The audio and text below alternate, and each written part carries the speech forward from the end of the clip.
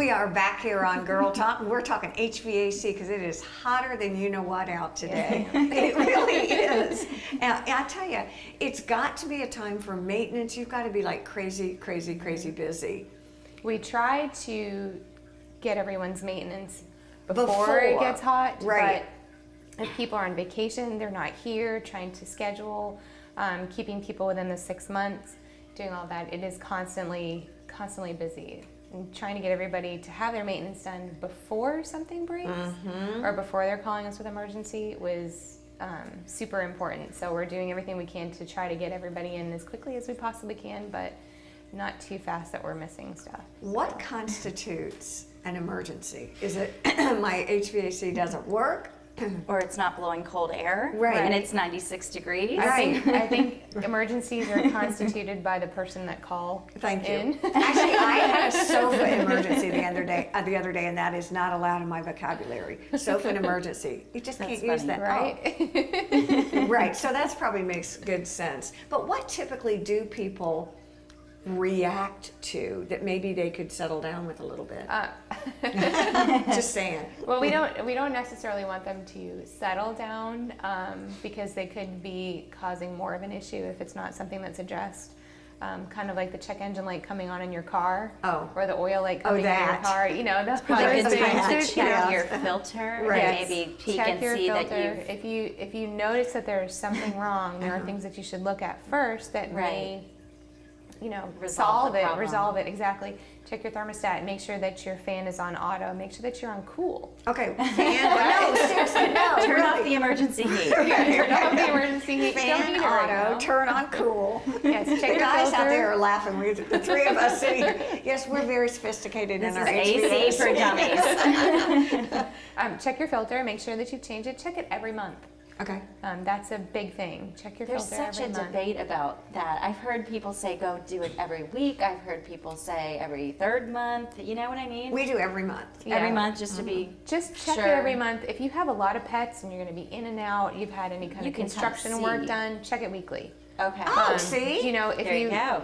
But that doesn't mean you're going to change it weekly. That just means just look at it. You have 5 kids. That's like having 4 pets. Because you can visually tell if it's if it looks dirty, or feel it even chances if are it's sucking the air. yeah, that's part of it. But definitely, if it's running and you try to pull the filter out, it should suction in. But if you're looking at it and it looks really dirty, then you can go ahead and change it. Do you ever recommend? Now, this is just an OCD thing. Do you ever recommend after you take the filter out, and can you like tidy up in there a little bit, or? It would be nice to clean it, just gently. Just get a rag and maybe a damp rag and just wipe, especially the parts that are there. Just get rid of some. No, not at all. I would make sure the system's off, only because you're sucking everything in there that you're cleaning off. You don't want to get sucked in. Then you're going to have you can go and little Farron comes into lunch. But just wipe it down. That's fine. But I just make sure it's off because anything that you're wiping down is going to get sucked in there while you're, and then there's no filter to stop it. Does more debris accumulate during the summer or winter, or I always wonder about pollen season.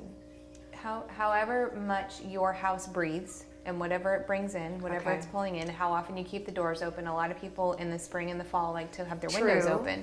So whatever you're doing, if you have hardwood floors, your carpet, there's no carpet to suck all that. Your carpet's like a filter, and it will suck all that dirt and leave it down there, and that's what you vacuum up. If you have hardwood floors, all of it is, or tile, it's just sitting.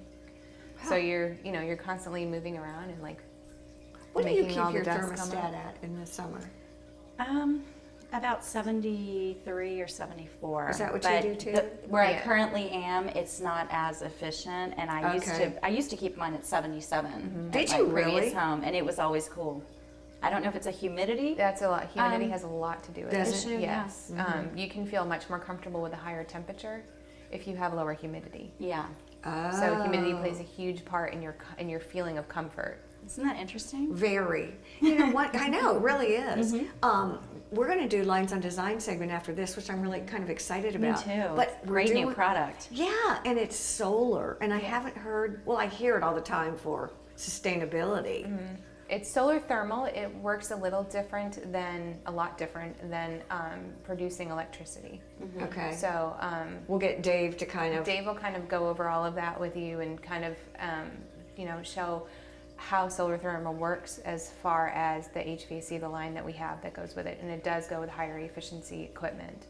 Which means we save money. Yeah. Right. There are tax credits. There are tremendous tax credits right now. It does tie into the same tax credits as the solar tax credits. Does it really? Yes, because it is solar. It's just not energy. It's not like solar. right. Solar. But there are panels. Is it a good time to get a system now? Do you ever have like A sale? Right.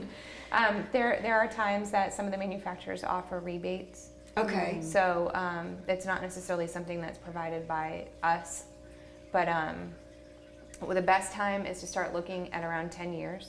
Okay.